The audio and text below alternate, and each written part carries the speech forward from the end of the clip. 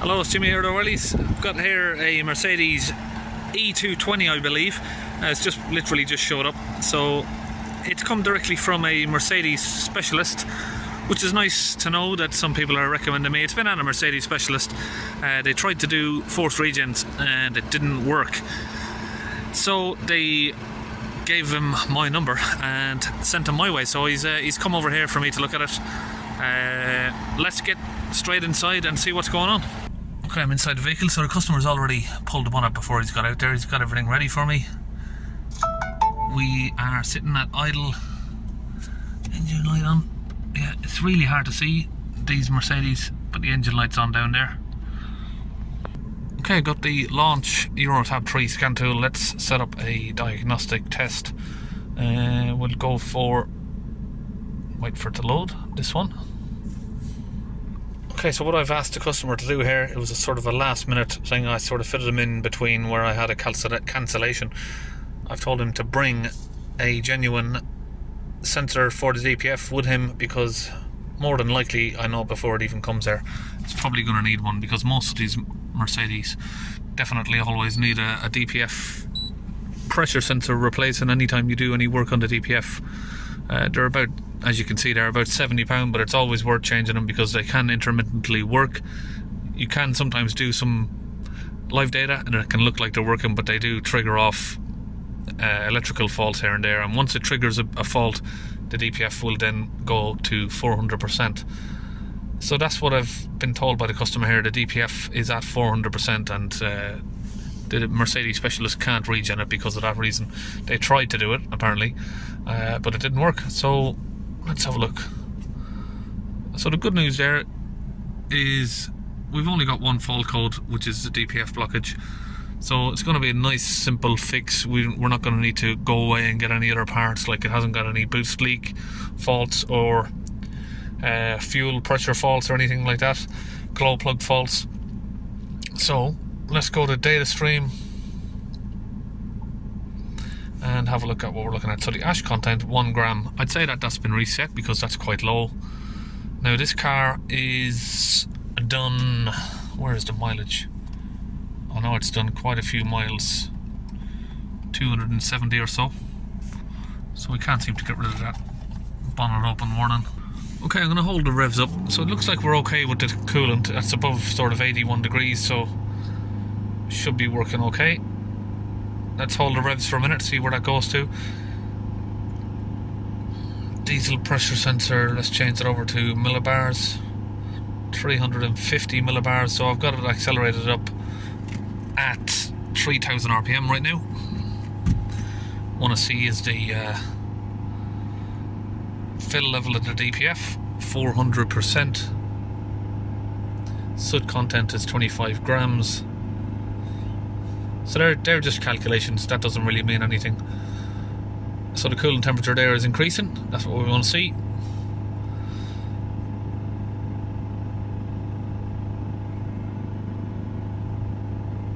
Okay, back to the particle filter sensor.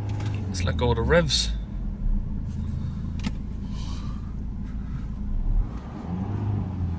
Okay, so that's not moving. So it's a good job we've bring a sensor here today. Just makes it nice and quicker. If we've got a sensor to hand, we can get it fitted straight away. Okay, looks like we're going to need to go straight under the bonnet from here. Pretty simple. Oh, what? It's just jumped down to 60 millibars. Let's hold the revs up again. Revs are back up.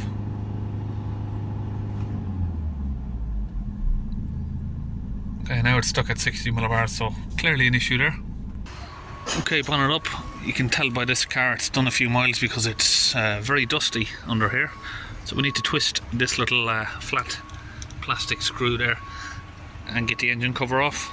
So if we just twist that to the left, it now should just pull up and then pull forward. Okay, so we're just going to pull these little clips out of the wiring here on both sides.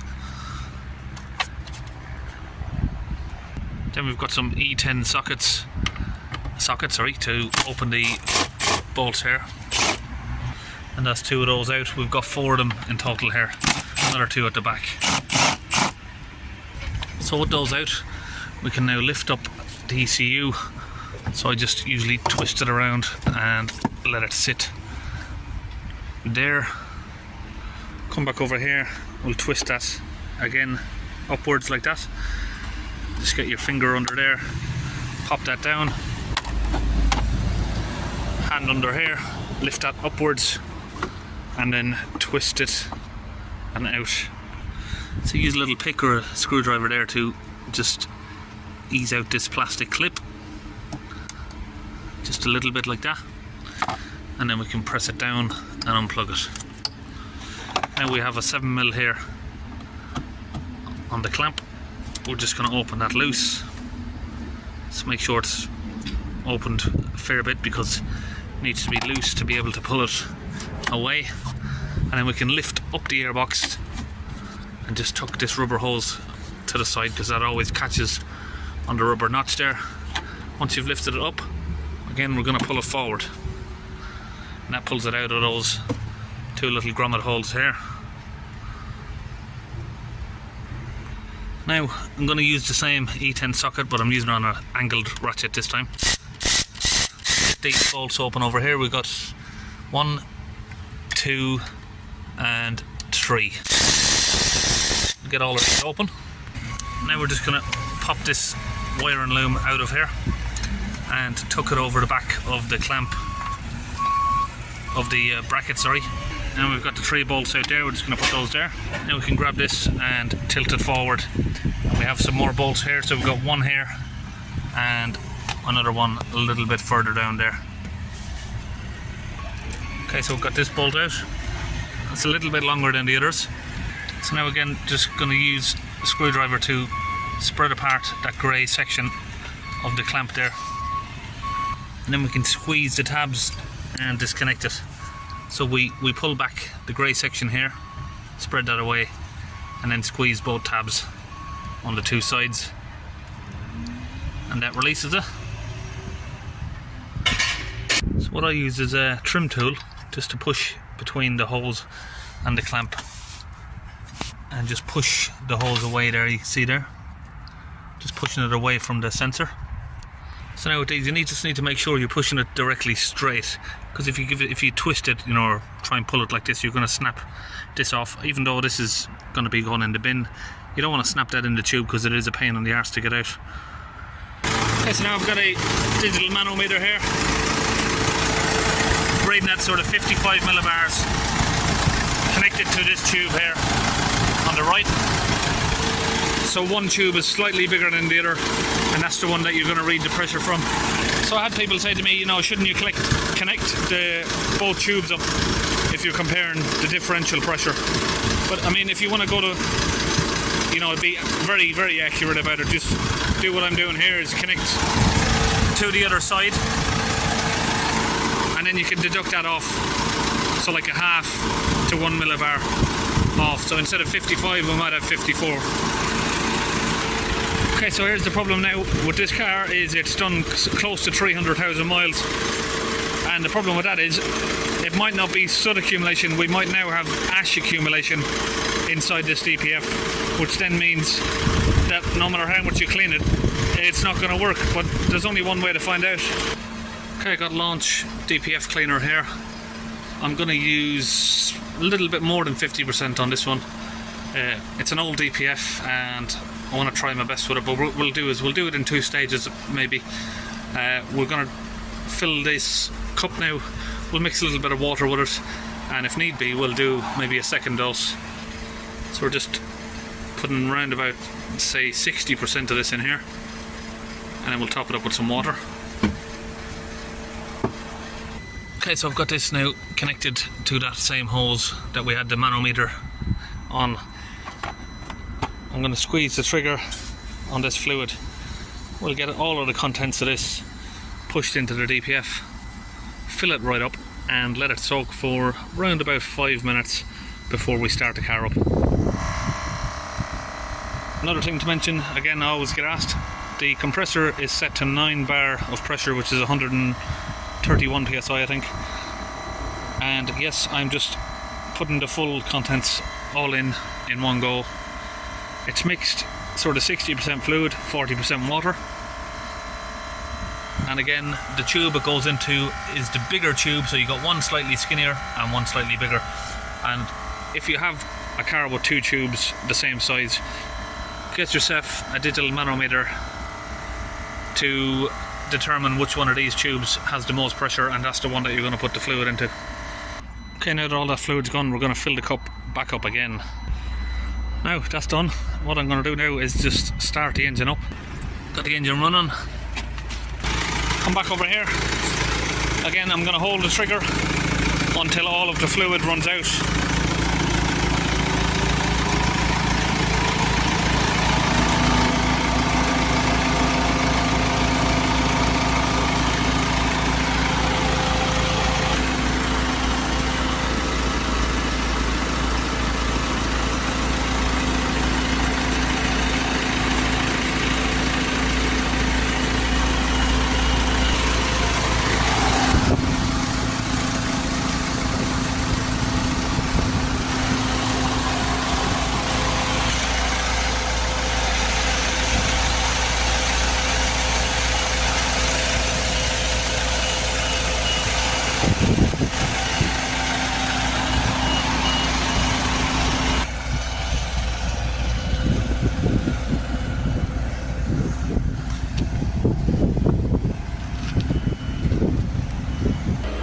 I'm going to switch the engine off now, and I'm going to reconnect everything in here.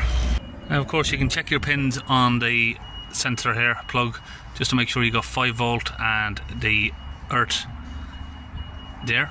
So you got 5 volt references, 5 volt feed, 5 volt reference, and the earth there. Well, say earth negative is the proper word for the course. If we connect that to there, we should have a -12 if we have the negative connected over there to the positive. So what we're doing, we're just feeding them backwards, and we should get a -12. That's the way I just do it. So we've got voltage, we've got negative. Let's just get the new sensor fitted. Okay, so we've got all of the airbox back in. So we'll get back in the car, start it up again. We might need to get this reset again. So we're going to go to special functions, do a teach-in process. First we're going to do drift compensation. We'll do that. So that resets all of these sensors here.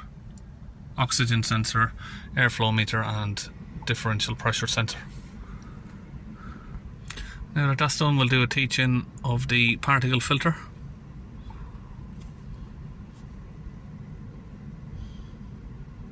So that's going to reset the grams of soot that are calculated. Okay, that's done.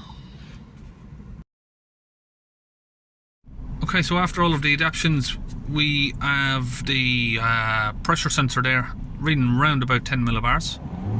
So it goes up to sort of, if we hold it up around 3000 RPM now, let's have a look.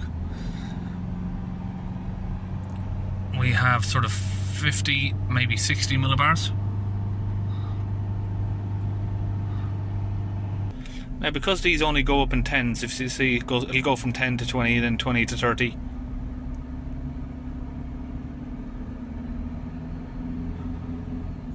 If we can get that anything under 10, it'll read 0. So we'll take it for a little drive and we'll see if we can get that reading down to 0. Mileage on this car, there we go, 270,000 miles. So a couple of minutes and a few miles of driving, there we are, we have a 0 reading. So like I said, that 0 reading doesn't mean the pressure's at 0, it just means anything below 10, so it's probably around 8 or 9 millibars now. You can see it's sort of jumping to 10 and then back below. So now we exit the data stream, go to the fault code, make sure that we have no faults there. So that's a nice job there, all done. So that's it, job all finished there. See you in the next one.